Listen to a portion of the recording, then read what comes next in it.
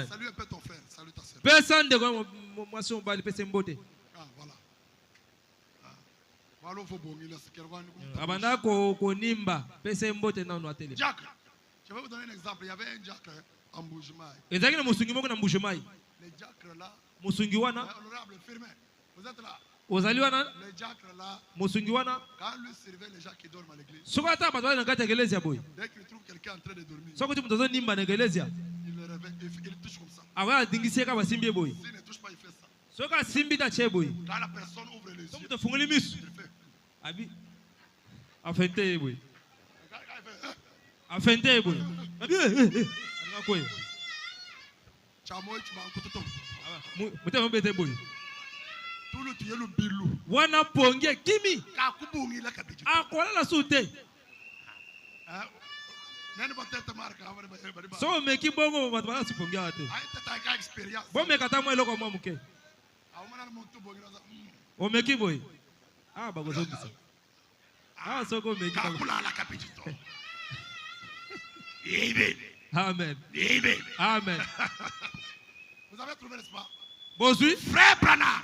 Ndeko Branham. Ne pensez-vous pas que chaque personne qui prétend être chrétienne, Ozo bante ke moto nyonso zo kanisa kozala mo Kristo. est-ce que vous prétendez être chrétien ici? Bozo meka kozala Kristo awa. Amina, écoutez la question. Yoka siko mutuna. Ne pensez-vous pas que Ozo kanisa ete. chaque personne Moto nyonso. qui prétend être chrétien Ozo kanisa kozala mo Kristo. devrait payer la dîme, Seigneur pemo afuta moko na zobi. apporter ses dîmes dans la maison du trésor du Comme Seigneur? moko sema ndaku e bombiseli ya Yahweh. Et la question continue. Mutuna zo koba. S'il vous plaît. Maintenant, ça, c'est une demande. Ozali suko bosenga. S'il vous plaît. Soki boko sepela. Donnez des passages bibliques pour cette question. Pesa nzela na kata Biblia pona mutuna oyo. Maintenant, écoutez la réponse. Yoka suko ya no ndeko Branham. Branham dit, très bien. Ay malamu. C'est exact. Ezali pena solo. Il dit, Alobi? la Bible dit dans Malachie au chapitre 4, Bebi na malaki aminei. un homme trompe-t-il Dieu? Moto ko sanzambe. Et vous dites, en quoi t'avons-nous trompé? Olobi boto ko na nini? Dans les dîmes. Na moko na zombi pe makabo. Apportez à ma maison du trésor toutes vos dîmes Boye et pa. offrandes. Bomo na ndako na ngali bombiseli makabo nyonso moko na zombi. Et mettez-moi à l'épreuve Bomeka nga na boye. du l'Éternel. Oya walobi. Et vous verrez si je n'ouvre pas les églises des cieux Kota soki na ko fuma ini salola te. et ne répands sur vous la bénédiction en abondance Pe soki na ko sopa te liko na bino pambo na ndenge bele. jusqu'à ce qu'il n'y ait plus à cette place. Kino boza ka bisika bomba biloko na bino. Et Branham a dit, Branham alobi. voilà un défi pour tout homme. Tala monde nga pona moto nyonso. Un défi pour tout homme ici. Monde nga pona moto nyonso awa. Et Branham a dit, Branham alobi. si seulement j'avais le temps Soki nazaki na ngonga. et que je ne prenne pas ce petit passage biblique Et dans un mois, likoyi muke Biblia ote. que je désire apporter d'ici 10 minutes, Wana ko sata mo minute zomi. Branham a dit, Branham alobi. j'aurais voulu vous donner un témoignage personnel là-dessus. Mais na biso litatoli ya ngai moko ya makambo loba awa. Nous prenons Branham comme notre modèle, n'est-ce pas? N'est-ce pas? Amen. Maintenant, écoutez son témoignage personnel. Yoka soko litatoli ya ndeko Branham. Il dit, Alobi. lorsque j'étais affamé, Tango zaki na nzala. lorsque Branham était affamé, Wana bomo takeze na nzala. comme toi aussi tu es affamé, Lokolo boza na nzala. mais tu as ton salaire. Mais ofuta makati. À la maison, il n'y a pas de provision. Ndako kuna ezali eloko ezata. Branham dit, lorsque j'étais affamé, Kwa bitano zaki na nzala. que ma mère et les miens étaient affamés, Mama na ngai na ba oya nga bazaki na nzala. et que mon père était malade, Tata na nga za kobela. pendant je prélevais d'abord mes dîmes Ata kobongo na moko longwana moko na zomi. et j'ai donné cela à Dieu. Na ko pesa ngo na nzambe. Et Branham dit, Mama lobi. et vous auriez dû voir ce qui s'est passé. Boka ko koyeba nini banda koleka. Ce qui s'est passé. Oye lekaki. Amen. Amen. Amen. Amen. Écoutez les défis de Branham.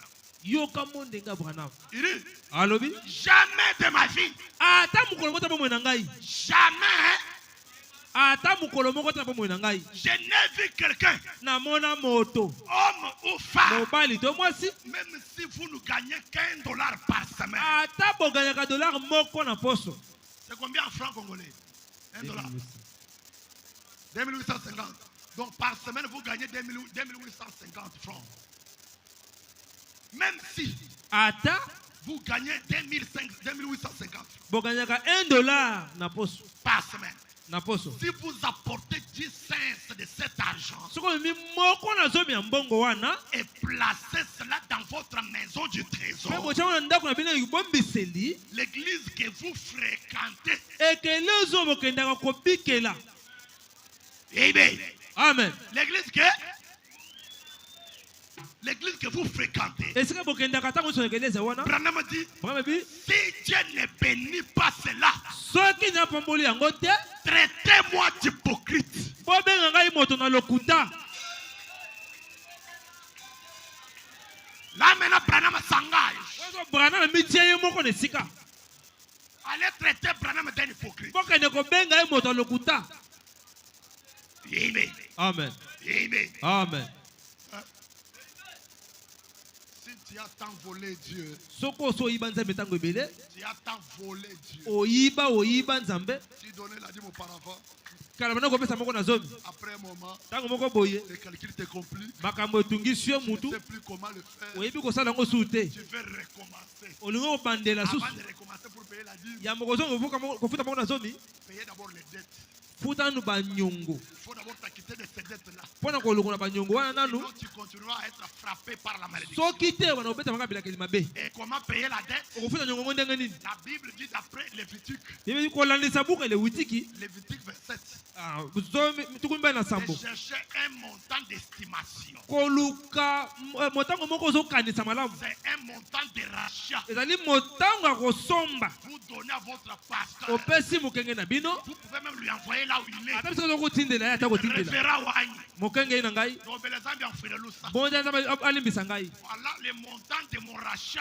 tala mbongo na ngai kosomba Le montant d'estimation pour mon rachat. oyo nakanisi mpo na kosomba J'aimerais recommencer ma marche, ma nouvelle marche avec le na Seigneur. nazongela kotala malamu na nkolo Commencez à payer convenablement les dîmes. kofuta mbongo na zomi ndenge esengeli Vous lui envoyez cet argent. otindeli mbongo wana Et il prie pour vous. mpe abondeli mpo na bino À ce moment-là, wana vous pouvez maintenant commencer à payer la dîme. kobana kofuta soko moko na zomi na yo malamu Vous avez saisi? boyoki Qui vont faire cela? bani bakosala yango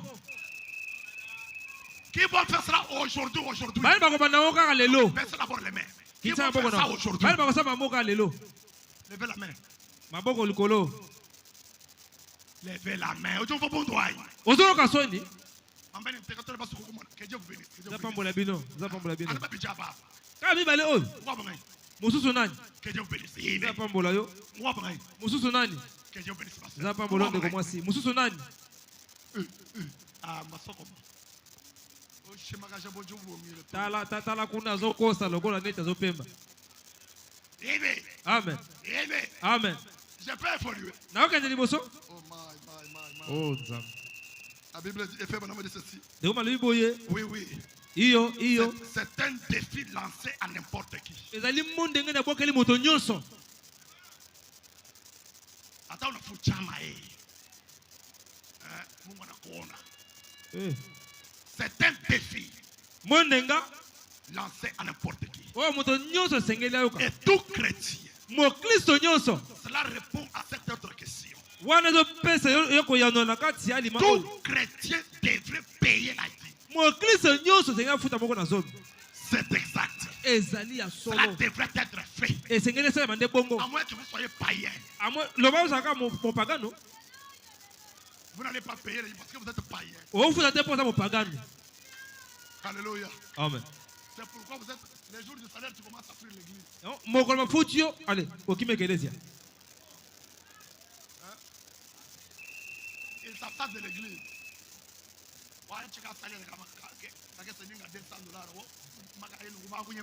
ozwi mwa mbongo mwa lifuti buka $200 le obanda okima na ekelezia kaka mpo na $200 oyo par mois. na sanza kutu mapeke mati eleki kingo na molai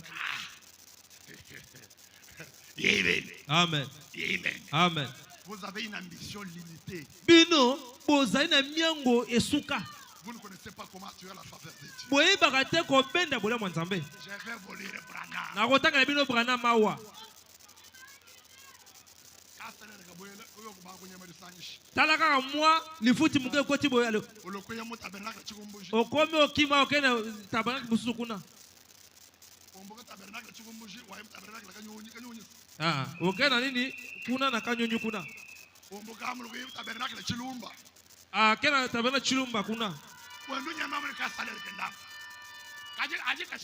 mais soki esili nyonso yo na ezobisima Philippe mon général je vous aime. naninga ko makasi Hypocrite. moto na lokuta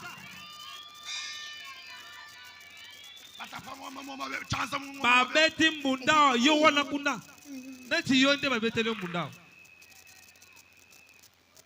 Oh, cotisons l'argent pour faire ceci. C'est pas ça mon ça la boy allez. Mouillé. Branham. Frère Branham appelle de telles personnes. Bata bongo, de comment ça benga bango? Il dit c'est un cancer dans l'église. Abi ezali boko na cancer na kati ekelesia. Amen. Il dit c'est un démon encore dans l'église. Eza démon na kati na ekelesia. C'est Branham qui dit. Wana Branham na lo bango. Les gens qui se retirent. Bato bazo zonga kasima. Qui sont indifférents. Bazali bazola ksolenge na bango te. Ils ne veulent pas contribuer à la bonne marche de l'église. Balingo be simbisi na bofulu ke ekelesia te. Branham dit ce sont des cancers dans l'église. Ay ezali boko na cancer na kati ekelesia. Il dit c'est un démon dans l'église. Eza démon na kati ekelesia. Et Branham dit il faut une opération spirituelle. Esengeli ne mosala molimo. Amen. Nazama combien belé. Si Dieu permet que je revienne. So nazama bina zonga na kozonga.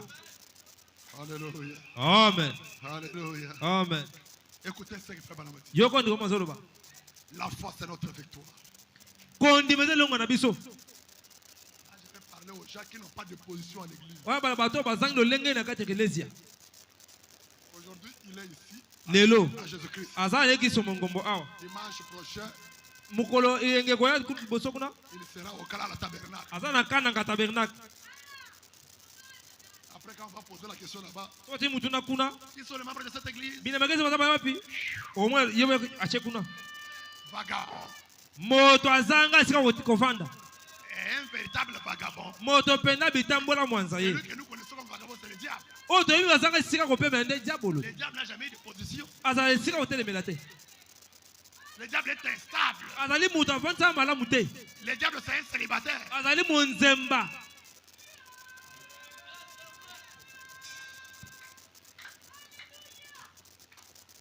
Un célibataire désordonné. Monzemba oyo azanga pena alima. Dieu bénisse. Amen. Amen. Amen. Amen. Amen. J'ai lu Branham. Natanga Branham. Je peux lire. Nazotanga. La foi, c'est notre victoire. Vous avez trouvé? Kondi mezelonga na biso. Prêché le 4 octobre 1958. Je vois là-bas écrit temple de stabilité. Eh, mama tofansa malamu. Donc, s'il y a la stabilité financière, c'est ici. Soki ezali bato koza mbongo awa.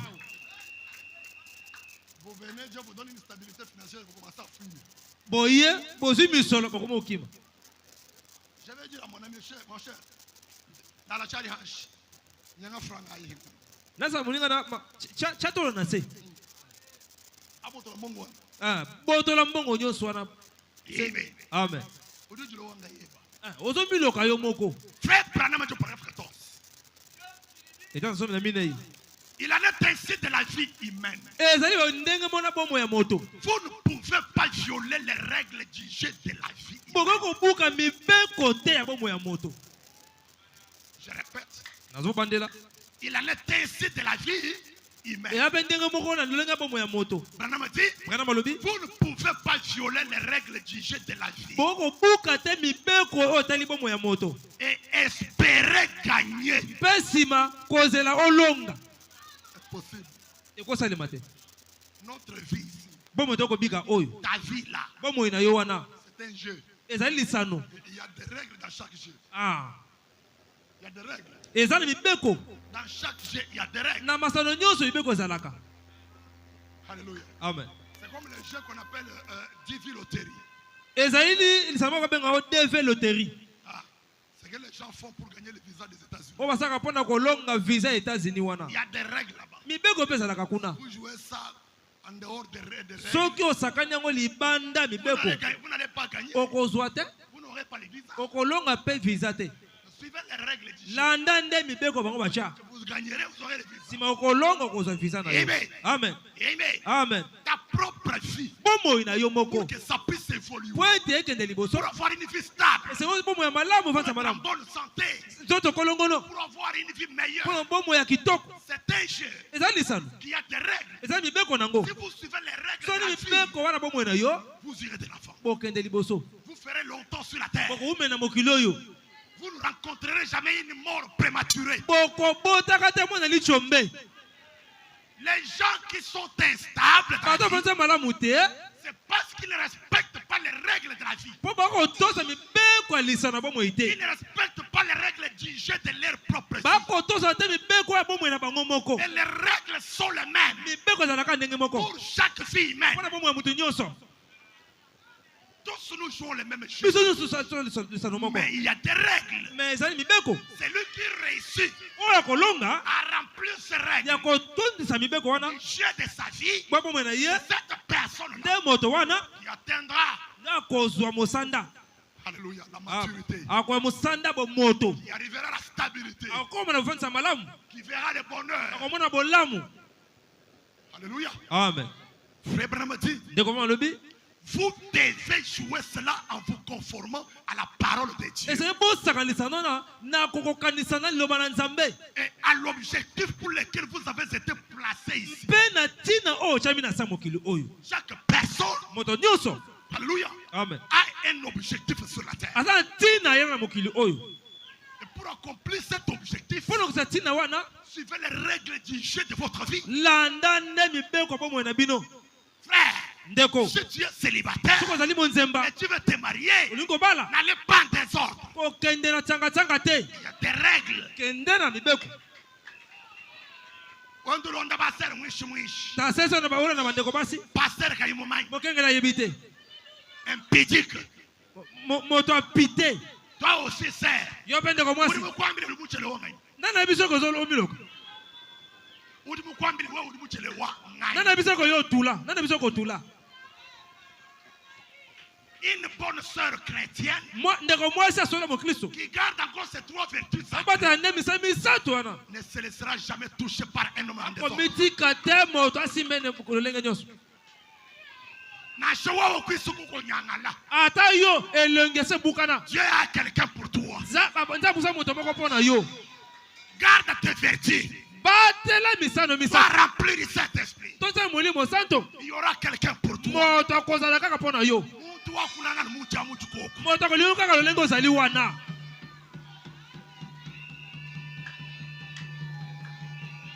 Amen. Amen. Amen. Amen. Amen. Amen. Dieu a ses règles de jeu de la vie. Nzamba za mibeko na masano bomoi. Pour se marier, Pona ko bala. les règles du jeu de ta vie, c'est dans le message. Mibeko bomoi na zakata na sango. Pas question d'un païen. Makambo mo pagano te. Moi, église, moi, tout. Notre église là vraiment. Bah, Bato alibada bala hakuna te. Soko lingo bala ngai yaka na église na biso. Tu veux faire un Dieu de faveur? Yo olingi no sunga Nzambe? Non. Te ba sunga Nzambe te. Alléluia. Amen. Frère. Ndeko bala. Moi, on dit que je vais Yo lingo bala. on dit que la quoi tout est. Olala ke pa ndiana na mobali. La lobika 8h, 9h. Olala ka 9h. Ine continue ke ndeko bala. Amen. Amen. Amen. Amen. Laissez-moi vous dire la vérité. Nasa ni bosolo. Kaba tu basele wa masanji to. Babala ka pone ko bote. Je vous dis la vérité. Amen. Excusez-moi pour le terme. Je vous Weli dis la bisa vérité. pole mabimisi mais ya bosolo. Tu veux te marier pourquoi? Yo ozolingo bala pona nini? Amen. Amen. Amen. Amen. Prouve à ton pasteur. Ndimisa mokenge na yo. Branham dit chaque brebis Babi mo ndimi mpate nyonso doit faire tout pour trouver place dans le cœur de son père. akosala nyonso mpo esika na motema mokenge na ye. Frère, ndeko tu dois prouver à ton pasteur que tu es responsable. ndimisa mokenge nete yo ozali mokolo. Tu dois le prouver ndimisa que tu es responsable. yo ozali makoki. Tu veux maintenant te marier. nsima nde okobala Kwenda nsubuto. ndaku te.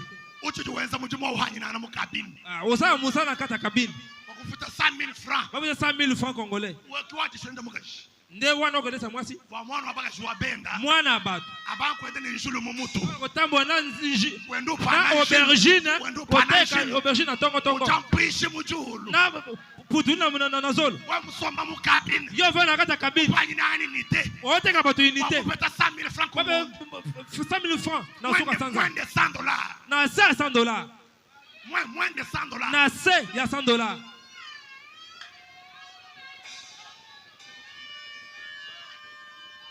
Oh, je vais me marier. oyo nazobala Je vais me marier. esengi nabala kaka Mipano ya somo kwenda naye. oza ta pantalon malonga te.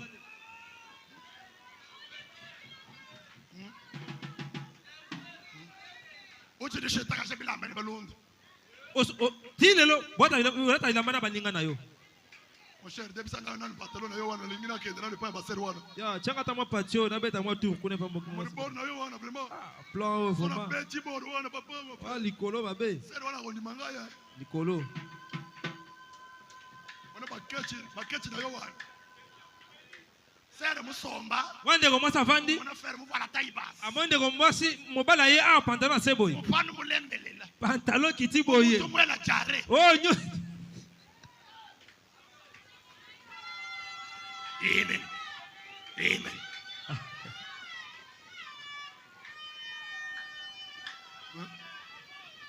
C'est la vérité, n'est-ce pas? ya bosolo Ojumu mwana. Écoutez.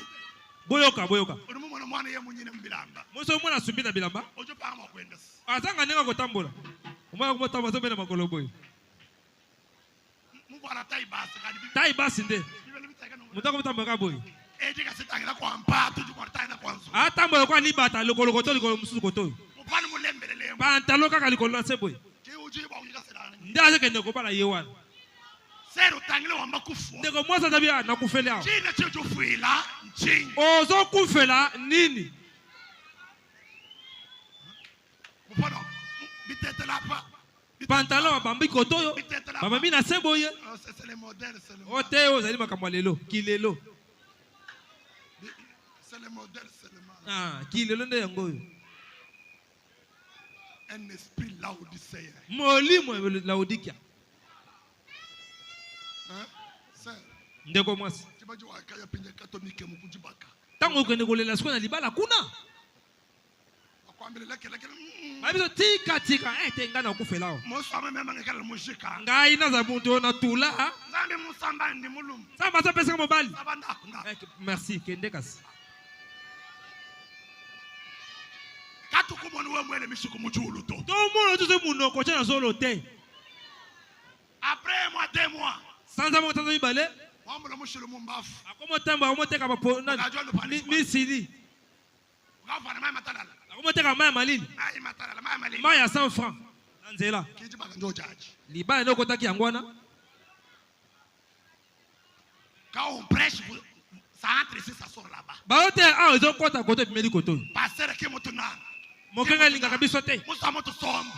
alingi tovanda kaka boye Un bon papa voit loin. papa ya malamu amonaka mosika Quand ye amonaka mosika il voit ton bonheur que c'est encore. azomona yo bolamu no mosika Sois patiente, ma soeur. zala motema Sois patient, mon frère. zela zala motema kozela S'il veut les conseils d'un berger, yoka toli ya mokengeli c'est lui le visionnaire. ye nde momoni C'est lui qui voit le ye bonheur. moto akomona mosika Il te dit attends, tala attends. biso zela zela Il prie encore. azobondela nanu Un jour, mokolo moko si tu es patient, soki ozali moto akozela si tu es patient, ozali moto akozela un jour, mokolo moko tu vas le remercier. okopesa matondi jour. mokolo moko Là où moi, il y a okopesa kombo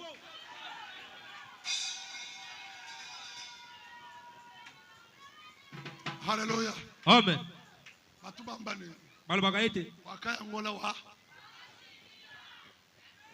Wakaya ngola wa. Batubambane. Tangile mwana nani meso. Botala mwana misu.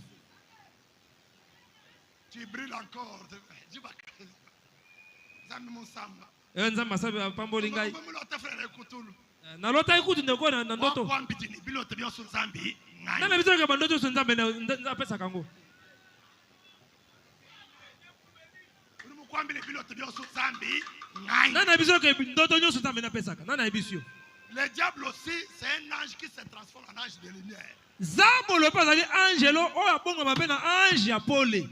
Baza vumu pesha message. O va mbeka pesinga isango. Mungamile bayebe yalo kasongo. Abisa ke kasonga, ngandunde mobali na ngai. Zambe kachututelela na kabili baba baba. Zambe achika kotangela mutu mobali na ete. Zambe kachutusuwila na kabili baba. Zambe aponyela ka mutu susu mobali to mwasi te. Zambe kachutusuwila na bakashito. Zambe apona mutu mwasi te. Jenza na shwanka yeba. Yo moko sala. Ne soyez pas aventurier. Ko sala mutu lokuta te. Amen. Amen. Wabweje muchiji bagachebo wayi. Yo kota libala na okay. Kulikwambile pastor no sere o national. Wewe sababu kangela ndeko o mwasi ndoki. National. Mutu adi. Mutu courant. Katema kashima. Katema kashima. Amen. Amen. Amen. Amen. Ukambo inene kubulalo kadu kwele meyi babulalo. Okomo na mbeto lali asubelu na mbeto. Mwambi wanu chena ndalo. Mokengeli nazo kufa na lalite. Mokaje. Oyo mwasi te. Jimbi kama jini bilambe bone ni men. Na matongo boye régie des eaux. Yena mnatindaki yo? Bakutumai. Batindaki yo kuna? Ababa kwambile yinje la sambile sikuvungu. Bana ko zela basambela ozolinga te. Mwambi wanyi le corps brûle. Mokongeli na nzoto yo moyete. Le corps brûle mwambi. To za batu. Kacha corps wa brûle washi yayi. Ah? Le corps brûle washi. Amen. Amen. Je peux évoluer. Na okeli boso?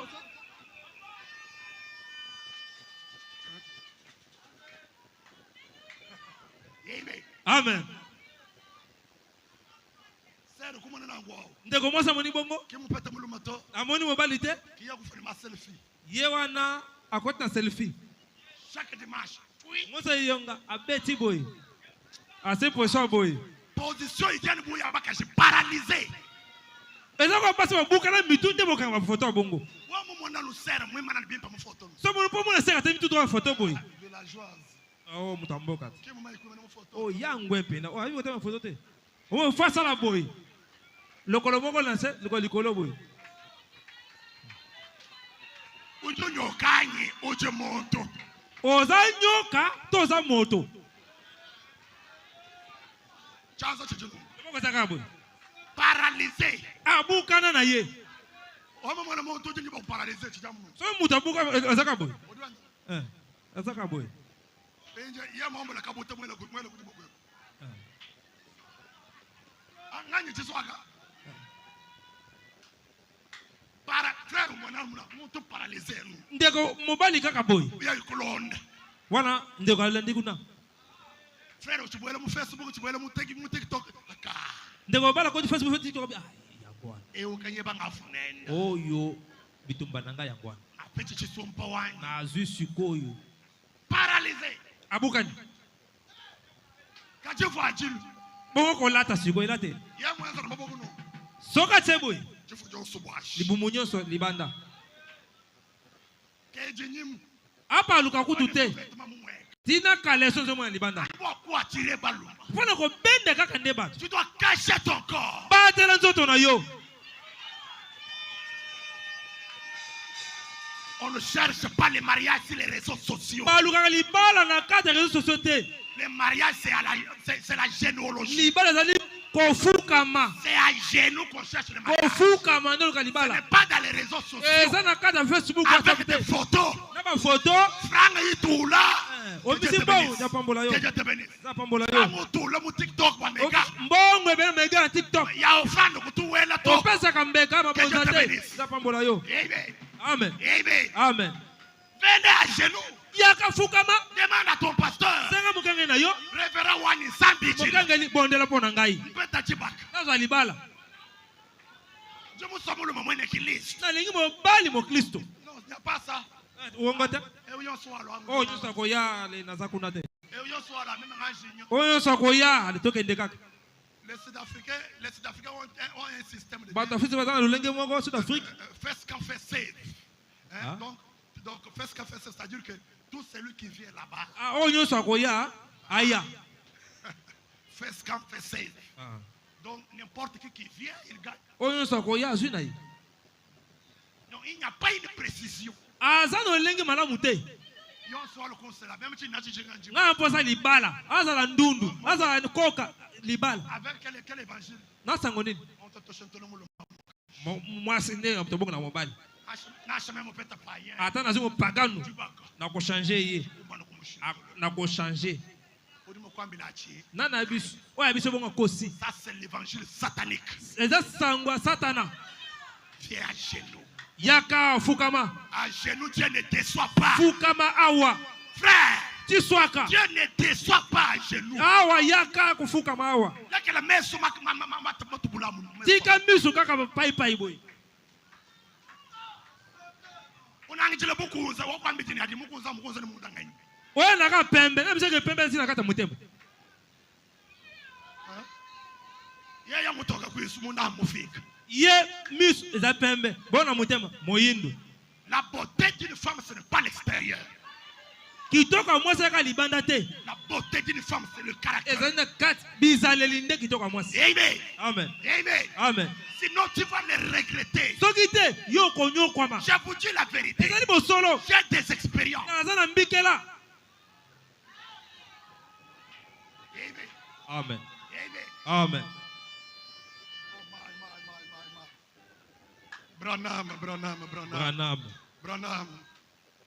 Branham. TikTok michi monalelo. TikTok ile bukani ya. Amen. Eto misambo to di baba atwelele mu TikTok eto nungoyo moni. Na banze wika bisakata fit na TikTok wana. Ki fiera mo abamu moni. Maja mona ser, maja mu TikTok. Deko mwasa zo bina. Sambele ko tu wajato. Awo bina ka ngote. TikTok to mono bina ozo bina kuna ndenge ni. Ka on kiri la babine la bona yes bina. Yo zaka. Maboko kaka nde. Obina kate. Tu ne danses pas? Mabina na yoga na TikTok. On a dans la chambre, on a un petit téléphone, on a déjà. On a sirène ou bien aux hommes. Amen. Amen. Amen. Amen. Amen. Amen. Oh my. Frère Branham a dit. Ndeko Branham alobi. Paragraphe 15. Je me mis tano. Je peux lire. Nakotanga. J'ai encore beaucoup de temps. Je crois que j'ai encore beaucoup de temps. Honorable. Nabazi ngeza nebele. C'est mon dernier jour, papa. Mkonanga suka yango. Boli misanga, boli bien. Ah, ba maman qu'on a valé une bien déjà. Hein? Je n'ai pas encore commencé à prêcher vraiment. Nana ni côté nanu te. Je suis encore en train de nager un peu. Nazo na mai nanu muke. Amen. Amen. Amen. Eza tu n'as suka. Mkonanga suka nde yo. Fais Branham dit. Ndeko malobi. Bien, il y a tant de gens qui ne semblent pas avoir un but dans la vie. Amen. Bato mingi bazali bazo lakisa lokola bazana motuya ti eloko kolanda bongo oyo te. C'est ça, n'est-ce pas? Bongo te. Jeune gens, c'est ça, non? Bilenge bongo te. Il y a des gens Izana bato qui n'ont pas de but dans leur vie. bazana eloko balanda bongo na bango te. Donc, il est en train de vivre sans objectif. Azo bika mais ti nezali te pona ye. Même à l'église, il vient sans objectif. Ata keleza ayaka eloko yolandela kezate. Vous allez demander à quelqu'un ici. Okuta mutu moko awa. Tu viens à l'église pourquoi? Eglise oko ozo po nini? Toi-même, Dieu t'a créé un être humain pourquoi? Dieu t'a créé un être humain. Yo nzamba kelo moto pona nini? Comment tu es arrivé sur la terre? Mokilo yendenge ni. Qu'est-ce que tu fais sur la terre? Ah oko sai na mokilo. D'où viens-tu? Outi wapi? Où vas-tu? Ozo kende wapi? Qu'est-ce que tu viens faire à l'église? Ah on ekeleza oluka nini? Qu'est-ce qui t'a poussé de croire le message? Netino ndi masango. Qu'est-ce qui t'a poussé de croire Ndio. Il y a l'objectif. Tina. Branham dit, Branham alobi. il y a tant de gens qui ne semblent pas avoir un but dans la vie. Bato mi bazana lokola bazana eloko balanda bomwe na bango te. Spécialement en ces jours où nous vivons maintenant. Mingi na mikotoko bika oyo. Les gens semblent juste penser que Bato bazoka kono ko banza lokola tout tout ce qu'ils ont à faire, c'est de suivre quelqu'un d'autre avec les habitudes du monde et avec la séduction que le monde leur offre. Juste comme ceci, si vous allez à l'école et que certaines petites filles portent une petite robe, c'est collier, c'est de prendre modèle sur cette fille. C'est clair, n'est-ce pas? Et c'est ce qui se passe dans le monde. Aïe, même dans les églises. Les gens sont en train de se copier au lieu de copier la parole. Au lieu de prendre le modèle de personnages bibliques. Certaines femmes vont paraître à la télévision. Une certaine dame habillée d'une certaine façon. Vous allumez votre télévision. Vous voyez certaines séries. Nollywood, ce que vous voyez là. Vous commencez à copier le modèle de ce que vous voyez dans les Nollywood. Vrai ou faux? Et qu'est-ce qu'il fait? Il y a d'autres femmes ici qui ont commencé à se comporter mal envers leur mari à cause des séries, des épisodes de séries à la télé. Quand ils voient d'autres femmes dans la télévision manquer du respect à leur mari, elles aussi commencent aussi à se comporter comme ça.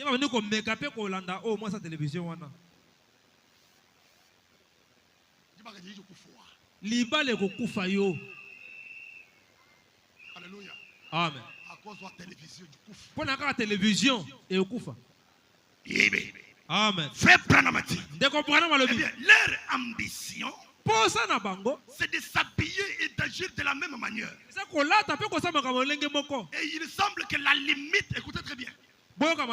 Il semble que la limite de l'ambition américaine, c'est avoir un nouveau travail ou avoir une augmentation des salaires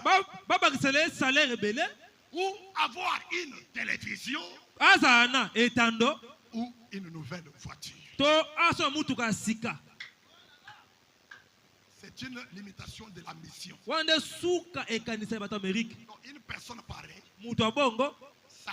son ambition n'est pas élargie. Son ambition est limitée. Il a besoin d'un nouveau travail. Il a besoin d'augmentation de salaire. Il a besoin d'avoir une nouvelle voiture. C'est ça, il se limite là-bas. Et frère Branham a dit, un pauvre américain, le pauvre en Amérique, c'est quelqu'un qui a sa voiture et qui a sa maison. Amen. Il a une voiture, il a sa propre maison. Il n'est pas locataire. Branham dit, voilà un pauvre en Amérique. Et ce sont des païens. Maintenant ici.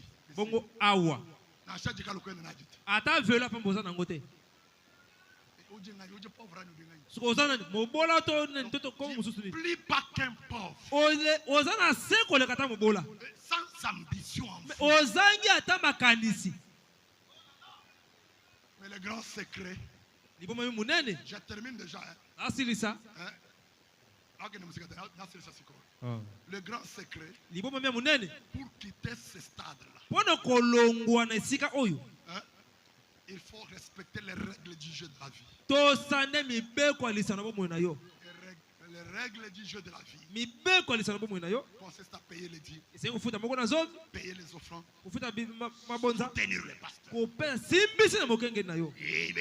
Amen. Et Branham a dit, et les chrétiens doivent s'affectionner aux ambitions plus élevées. Paragraphe 18. Je pense qu'il nous serait avantageux à nous tous, Jésus-Christ tabernacle, de nous asseoir Et de nous demander d'abord pourquoi nous sommes ici. Et quel est cet être qui a été assez aimable pour nous amener ici? Branham a dit, nous devons considérer cela et lui demander à Dieu ce qu'il voudrait que nous fassions. Seigneur, que veux-tu que je fasse pour quitter cette salle? Je savais que tu me donnes la lettre. Dieu te bénisse. Amen. Alors que j'ai annoncé avant que tu me donnes ça. Je termine déjà. Amen. Amen. Oh, ma 13h juste. Il me reste 9 minutes. Ça va, que Dieu te bénisse. Amen. Amen. Est-ce que vous suivez? Bozo yoka. Vous l'aimez bien? Tout le monde a 9 minutes. Jacques n'a pas de salle d'ailleurs. Hein? C'est ça. Faut côté, mais yoka Branham. Écoutez. Frère Branham a dit. Amen. Nous devons considérer cela et lui demander ce qu'il voudrait que nous fassions. Le but que nous sommes venus, ce qu'il a envisagé pour nous. Qu'est-ce que Dieu a envisagé pour toi? Branham a dit, mais il semble que nous désirons juste suivre les morts. Amen. Amen. Frère Branham a dit, cela me rappelle une fois, paragraphe 20. Paragraphe 20, écoutez. Paragraphe 20, ça va vous aider cette histoire ici. J'ai lu cette histoire et puis j'ai lu la dernière citation. Il dit, cela me rappelle une fois. Il dit, je n'aime pas prononcer ces mots. Hein, mais c'était juste un clochard. Un clochard. Clochard. Tu vois ce qu'on appelle clochard? Un vagabond. Un vagabond. Église stable. Hein, vous comprenez? Amen. Côté, clochard ou bien vagabond. Amen. Branham a dit, il est venu à la porte. Il a dit, pouvez-vous me donner un sandwich? Et Branham répond, assurément, voulez-vous entrer? Au lieu de lui faire un sandwich, Branham dit, je me suis dit que je vais lui préparer quelque chose à manger. Et je lui ai préparé juste ce que je pouvais sur place. Et je l'ai fait asseoir pour manger. Et pendant qu'il mangeait, je me suis dit que j'allais lui parler. Vu qu'il était un voyageur, j'ai dit, d'où venez-vous? Il a juste haussé un peu les épaules et il a dit, de nulle part. J'ai dit, alors où allez-vous? Ça c'est la conversation entre Branham et les clochards. Branham lui demande encore où allez-vous? Et il a arrêté de manger. Il m'a regardé et a dit, nulle part. Il a regardé tout autour. Il a avalé un gros morceau et il a dit, messieurs, juste là où repose mon chapeau, c'est là que je me repose. Branham a dit, j'ai dit, je comprends. Amen. Écoutez ce qu'il dit. J'ai dit, depuis combien de temps faites-vous cela? Ça c'est la question de Branham. Et monsieur répond, oh, une vingtaine d'années au plus. Et Branham a dit, sans aucune ambition pour améliorer sa condition. Une église qui n'a pas d'ambition ne peut jamais s'améliorer, n'ira jamais de l'avant. Les gens dans une église qui ne veulent pas progresser, qui n'ont aucune ambition d'avancer, n'iront nulle part. Branham a dit, bien. C'est juste là l'attitude des gens.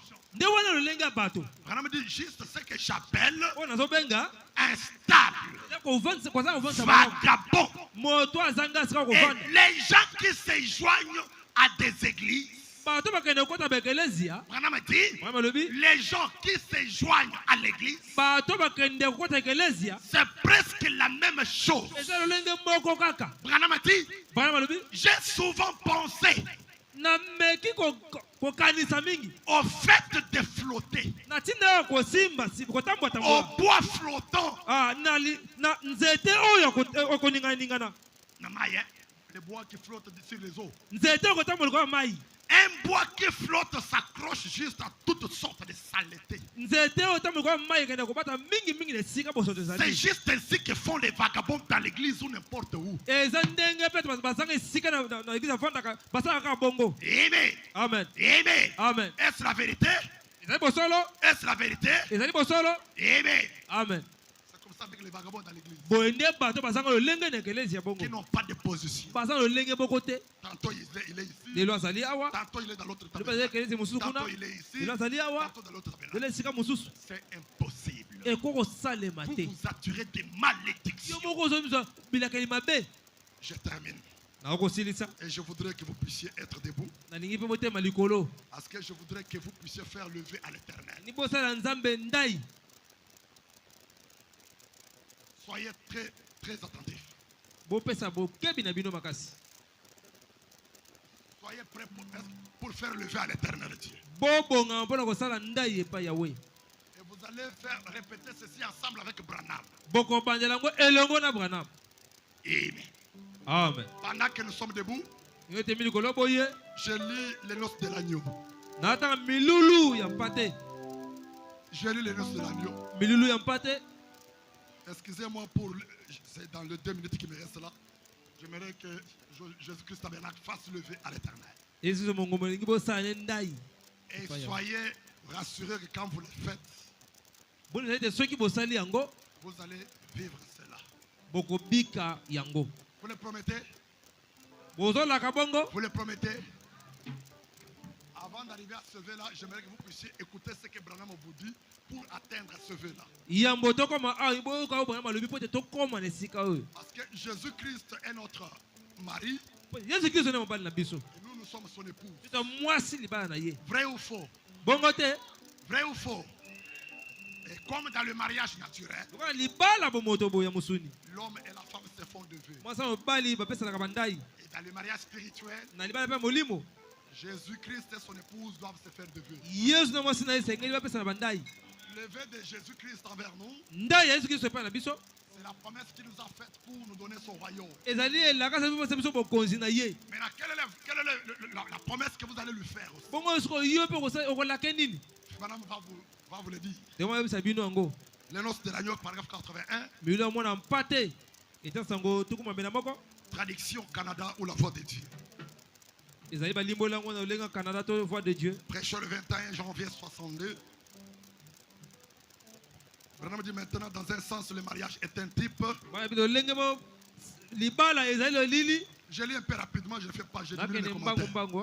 Le mariage terrestre ici est un type du mariage céleste. Examinons cela maintenant, juste pendant quelques instants, pour passer cela en revue pendant un instant. La première chose qu'il faut faire, c'est de prendre une décision. Pour entrer dans le mariage, il faut prendre une décision. Pour qu'un frère demande la main à une soeur, il doit prendre d'abord une décision. Je